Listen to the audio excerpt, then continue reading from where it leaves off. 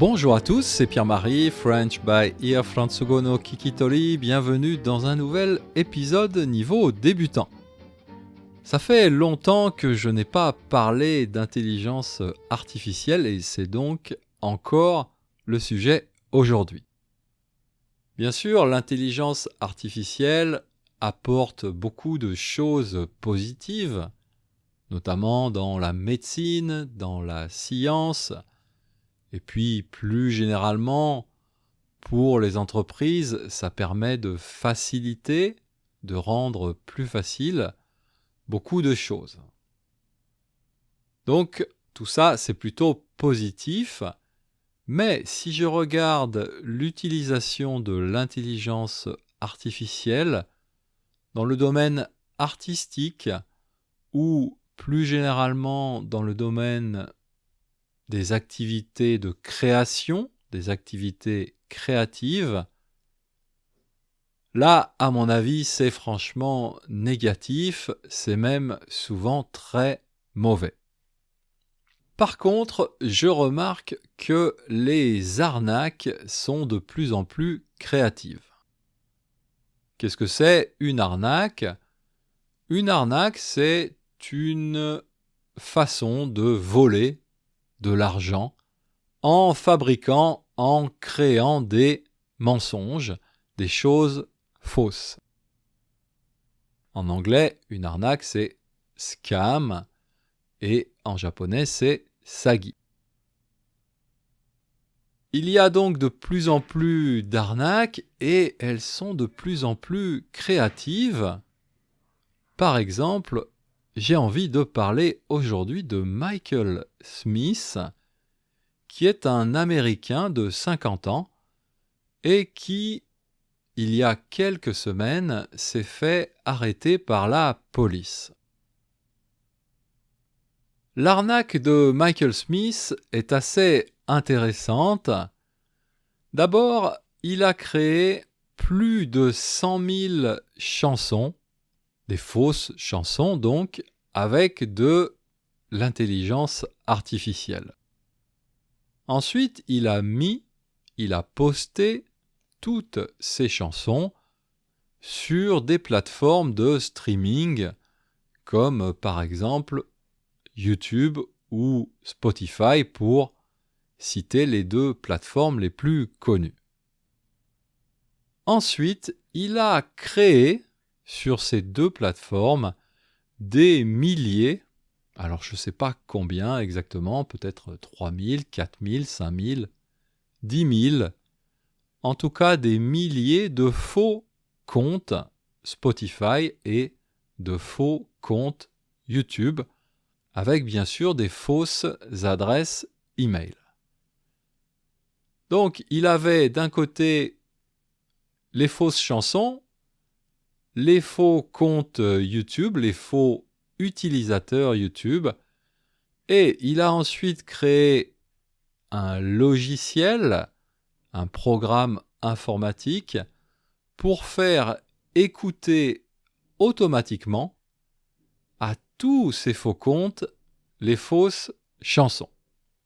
Comme vous savez peut-être, sur YouTube, sur Spotify, sur toutes ces plateformes, les artistes gagnent de l'argent grâce aux royalties.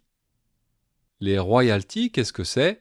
C'est l'argent qui est payé aux gens qui ont écrit une chanson quand cette chanson est écoutée par quelqu'un.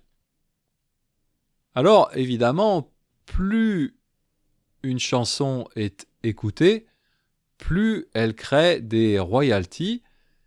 Et donc, pour revenir à Michael Smith, il avait créé ces centaines de milliers de fausses chansons qui étaient écoutées par ces milliers de faux comptes Spotify, YouTube, et ça lui a permis de gagner plus de 10 millions de dollars en fausses royalties.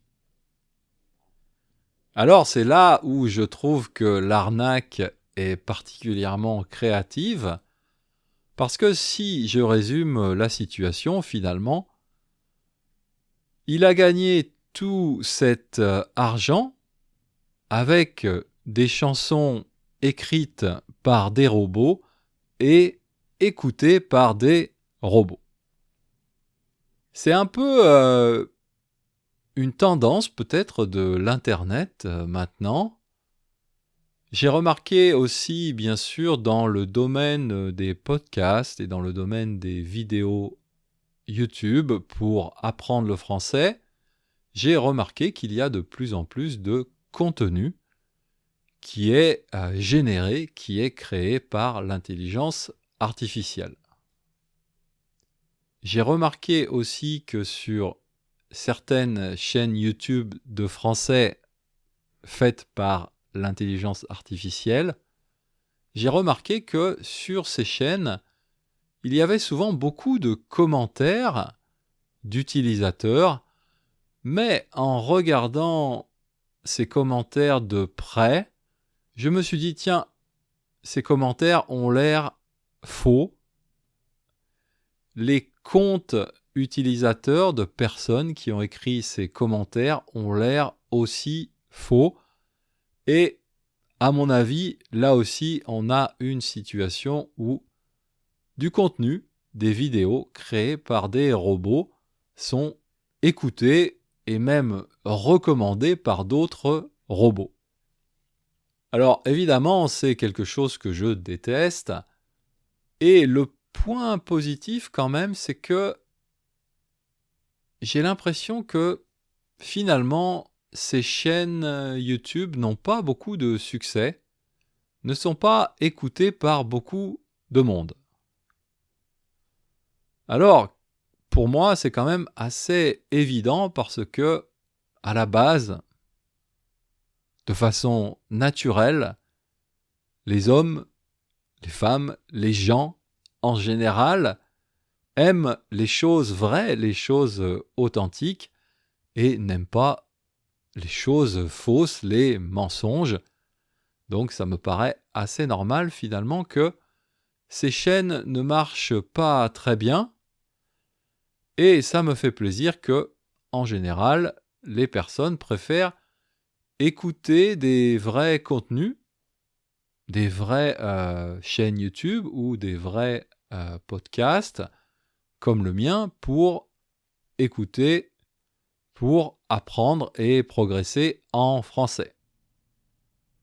Alors bien sûr, comme je viens de le dire, mon podcast est un podcast authentique, artisanal, je suis un vrai être humain, mais je ne suis pas le seul, il y a vraiment plein de chaînes YouTube et plein de podcasts très intéressants pour étudier, progresser en français.